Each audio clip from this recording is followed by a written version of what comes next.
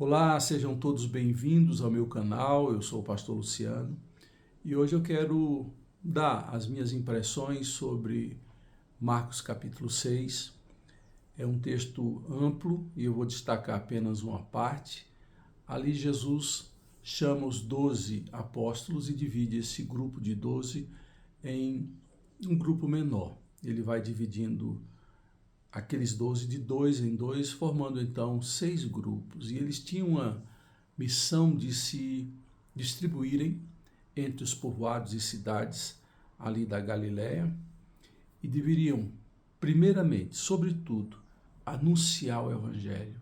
As pessoas precisavam ouvir que há um Deus que perdoa, há um Deus que se reconcilia, há um Deus que perdoa pecados, há um Deus que promove uma vida aqui na terra que se prolonga na eternidade. Daí chamarmos vida eterna.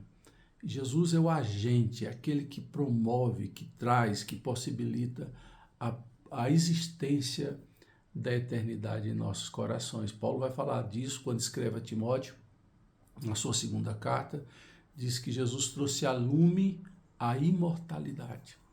E a palavra do Evangelho, o conteúdo desse Evangelho é que a vida vence a morte.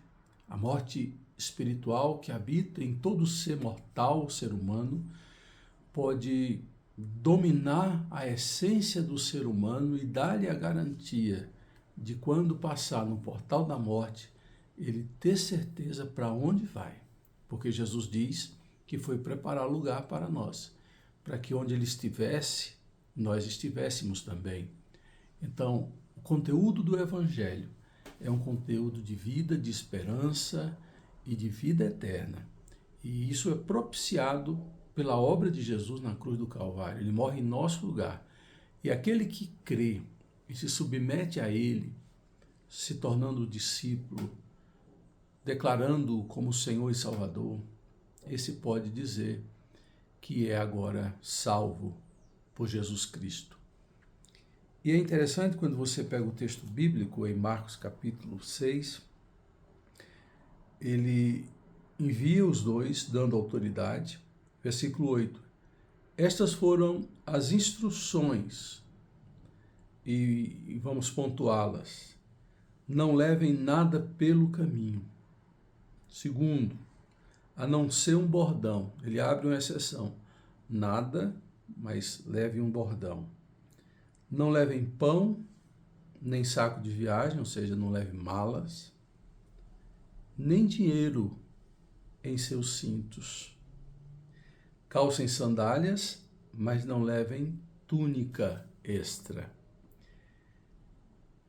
É interessante o rigor dessas exigências, dessas recomendações, porque nós que vivemos no tempo do consumo, da abundância. Se você for para o seu guarda-roupa, você vai ver quantas calças você tem, quantos vestidos você tem, quantos agasalhos você tem. Nós temos tantas coisas. Naquela época era muito restrito o acesso. E Jesus restringe ainda mais o que um pregador do Evangelho, alguém que está como líder de religião, de denominação, devem se comportar, como eles devem se comportar. É claro que é um texto que fala de líderes, de pessoas que têm a responsabilidade de pregar o Evangelho e de viver pelo Evangelho. Mas eu vejo aqui lições também para aqueles que não vivem uma vida eclesiástica, que não são pastores, não são sacerdotes, não são homens da religião. São componentes de um sistema religioso que são membros de igreja, que frequentam igreja. Eu acho que aqui também a gente pode trazer lições e aprendizado para o nosso viver. Eu vejo aqui que Jesus dá uma dica, e a dica é: não se apegue tanto às coisas materiais. Quando ele vai dizer, olha, não levem nada, ele está propondo um desapego, minimalismo, hoje é o termo para isso. Viver com pouco, viver sem consumir muito. Então Jesus já mostra aí a necessidade de desapego das coisas materiais. E ao mesmo tempo, Jesus está propondo uma dependência dele. Porque às vezes nós somos os homens e mulheres da planilha, do cálculo, da projeção, de pensar e de avaliar e de guardar dinheiro para poder comprar uma coisa com desconto. E isso também são motivos de preocupações. Ele está dizendo para estes homens que eles deveriam ir sem nada. Primeiro, desapegar. Segundo, confiar. Como é difícil confiar em Deus, no mundo em que as pessoas se devoram, no mundo da competição, no mundo da injustiça. Esse é um processo viável. Às vezes nós não temos a coragem de confiar em Deus. Quando ele diz não levem nada, a não ser um bordão, ele abre uma exceção. E esse bordão é um cajado que normalmente as pessoas carregavam quando viajavam, porque era uma forma de proteção. Um cajado não era só para promover equilíbrio. Algumas pessoas você vai assistir, principalmente na Europa, ou se você vai fazer alguma subida íngreme, você vai precisar de algo em que se apoiar. Mas naquele contexto, Jesus está falando de algo para se apoiar, mas sobretudo de uma ferramenta de defesa. Não vou nem dizer arma de defesa, porque era um bastão de madeira. Você poderia afugentar uma fera, um lobo, um animal, até mesmo um leão, você poderia tentar afugentar com uma vara. E Jesus diz, não leve. Não leve nada, mas leve um bastão. E aí vai ser sua proteção física. A proteção financeira, ele vai dizer assim, eu providenciarei. E aqui há algo muito interessante, porque segundo o que é dito, ele vai dizer, não levem pão, nem mala, nem dinheiro nos seus cintos. Ora, como é que você não vai levar dinheiro? Como é que você não vai levar uma comida? E se chegar num lugar e não tiver comida? Porque a gente tem que lembrar que eu estou falando do primeiro século. Não tem McDonald's, não tem restaurante em qualquer esquina, não tem hotel em qualquer esquina. Era uma aventura daquelas. E Jesus dá uma recomendação dessa, não leve pão. E com relação à vestimenta, Jesus vai dizer algo muito interessante. Ele vai dizer assim, não leve pelo caminho saco de viagem, nem dinheiro, nem usem cintos. Calcem sandálias, não levem túnica extra ou extra. Como é que era a vestimenta daquele povo, naquela época, naquele instante histórico? As pessoas, elas não esbanjavam tanto. Roupa era muito caro, porque ela era feita no tear. Então, era uma peça, era uma obra de arte. Fazer uma roupa era uma obra de arte. Então, você tinha, primeiro, a túnica. A túnica é uma espécie de um vestido inteiro, que poderia ir até perto ao joelho ou até perto dos pés. Sobre esse vestido, que poderia ter mangas ou não, vinha a capa. A capa era composta de 2 metros a 1,40 m e era dobrada numa forma que parecia um chale ou encharque que as mulheres usam, que você usava principalmente no período do frio.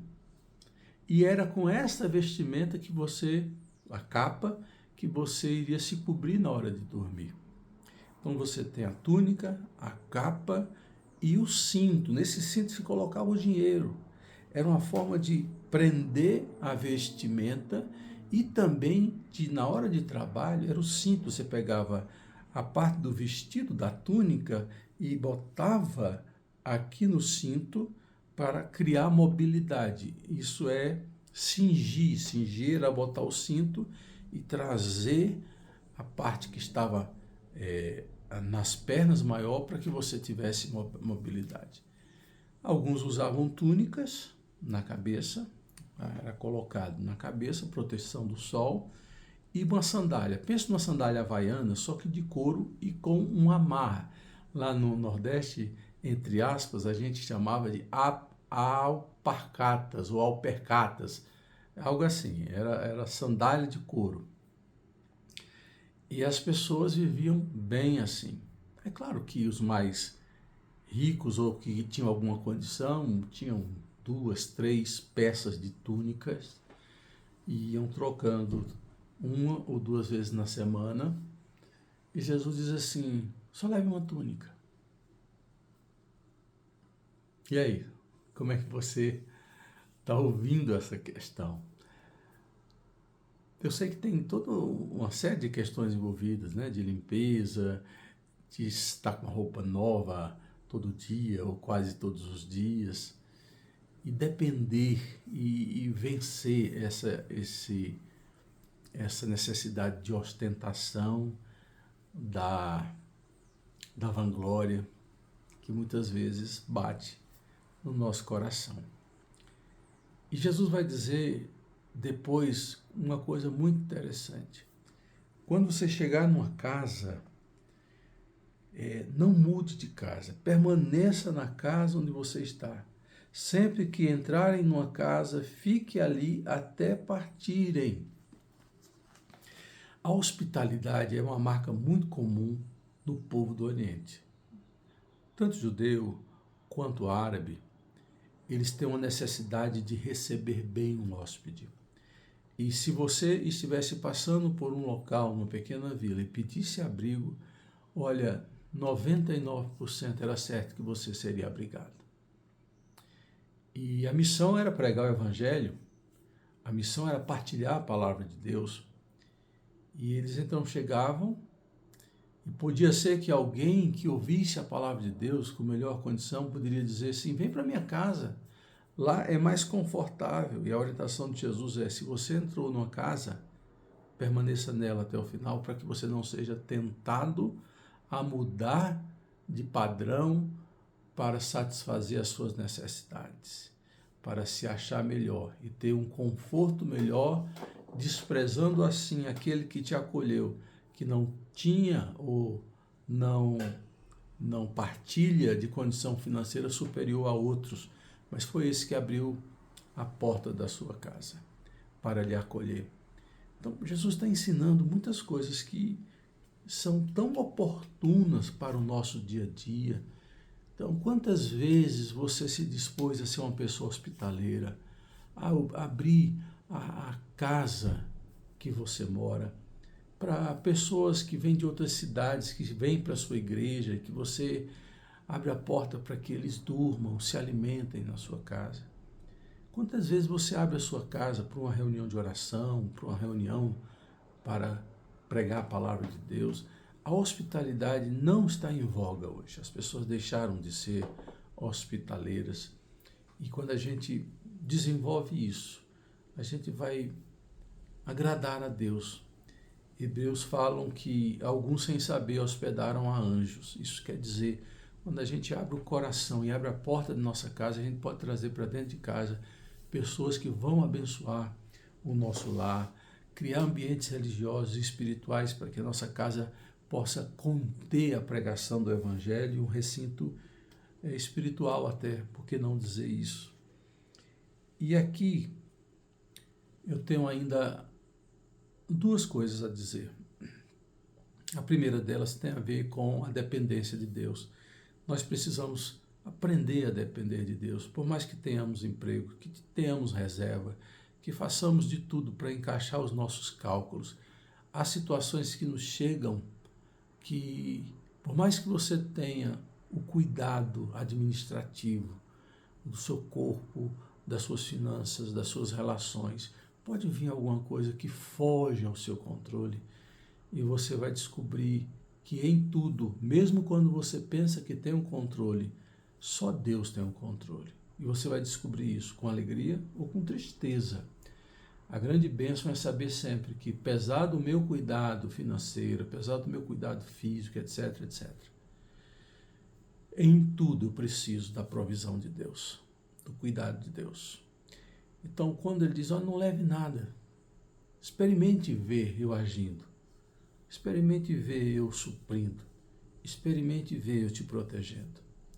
Então, a gente precisa descobrir ou experimentar o cuidado, a proteção, a providência de Deus. Essa é a primeira coisa. A segunda coisa tem a ver com depender de outras pessoas. Sim, eu posso depender direto de Deus e eu vejo as intervenções diárias e cotidianas de Deus na minha vida. São intervenções que você diz assim, só Deus, e a conclusão é, foi Deus. Mas há outras situações que você vê pessoas sendo levantadas, aparentemente do nada. Às vezes pessoas que você não esperava.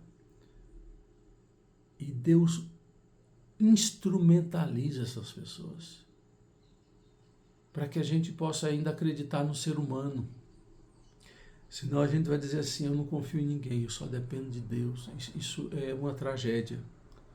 Por mais que Deus não nos falte, não quer dizer que Ele não vai usar pessoas para nos abençoar. E eu falo isso por quê? Eu falo isso porque a Bíblia vai dizer, portas irão se abrir para você se hospedar. O que é isso?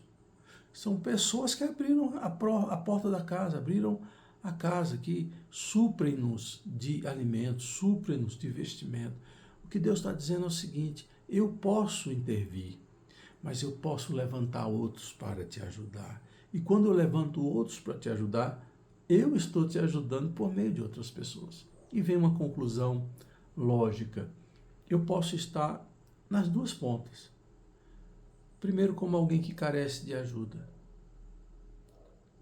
E Deus vai levantar pessoas para pagar uma cirurgia que você tem que fazer, para pagar uma dívida que você tem. Vai levantar pessoa para te ajudar, para te consolar e te confortar em momentos de crise. Vai ser uma pessoa que vai facilitar a resolução de um problema. Deus vai criar meios de levantar pessoas, e essas pessoas vão ser instrumentos na mão de Deus. Mesmo quando essa pessoa faz, você vai dizer, foi Deus, por seu intermédio, mas foi Deus. E aí você vai louvar a Deus, porque levantou alguém. Segundo, você vai também agradecer por essa pessoa que se dispôs, porque normalmente Deus toca no nosso coração para ajudar outros, mas nem sempre nós nos dispomos a obedecer. Então você vai ser grato, você vai estar na posição de ser agraciado e de mostrar gratidão a essa pessoa. Por outro lado, você vai estar na outra ponta, em que você vai ser aquele que ajuda. Então abra o seu coração para ajudar pessoas, para estender a mão, para levantar o caído em várias áreas da vida. Seja um sustentáculo, seja um porto seguro, seja âncora na vida de outras pessoas. É tão bom ler uma história que fala que alguém me ajudou. Ok, é bom. Mas eu quero e preciso ser aquele que ajudou alguém. Isso faz toda razão de ser, faz todo sentido e faz bem estar nas duas pontas. Confie em Deus. Confie também nas pessoas que Deus levanta. Que Deus abençoe muito sua vida. Que essa palavra fixe em seu coração e que a gente deva e precisa aprender essas verdades urgentemente. Fique com Deus, Deus o abençoe hoje e sempre.